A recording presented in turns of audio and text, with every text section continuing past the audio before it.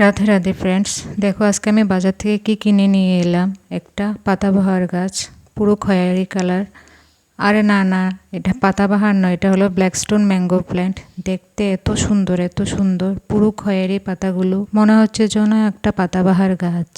এটা লাগানোর জন্য প্রথমে আমি কিছু মাটি নিয়ে নিলাম, তার মধ্যে 30% আমি গোবর সার মিশিয়ে দিলাম। আমার কাছে কিছু জৈব সারও ছিল, এর মধ্যে আমি জৈব সারও কিছু দিয়ে দিয়েছি। জৈব সার বেশি একটা দিইনি এই কারণে, কারণ আমি শুকনো গোবর দিয়েছি। তারপর আমার কাছে কিছু নিম কেক পাউডার ছিল, নিম কেক পাউডারও মিশিয়েছি। এই নিম কেক পাউডার দিলে গাছের মধ্যে পিঁপড়ে ধরবে না, আবার জীবাণু সংক্রমণও হবে না শিকড়ের মধ্যে। তারপর আমি এগুলোকে মিশিয়ে নিলাম। তারপরে আমি একটা বালতি নিলাম বড়।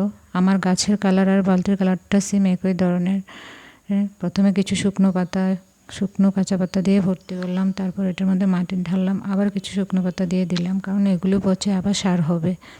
তারপর হলো গ্রো ব্যাগটা খোলার পালা। গ্রো ব্যাগটা কোনো মতেই আমি খুলতে পারছি না, কারণ গ্রো ব্যাগের মধ্যে ভাঁজের মধ্যে শিকড় অলরেডি ঢুকে গেছে। এটা খুলতে আমার অনেক কষ্ট হয়েছে, অনেক টানাটানি করলাম, শেষে আমাকে কিছু শিকড় কেটে গ্রো ব্যাগটা বের করতে হয়েছে।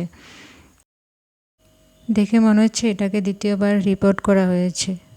তারপর হলো এটা লাগানোর পালা। এক একে করে আমি এটার মধ্যে মাটি ভর্তি করে লাগিয়ে ফেললাম। ভিডিও ভালো লাগলে অবশ্যই লাইক করবেন, আমাকে সাপোর্ট করবেন। শেষ হলো আমার ব্ল্যাকস্টোন আম গাছ লাগানোর পালা। পুরো ভিডিও দেখার জন্য অসংখ্য ধন্যবাদ।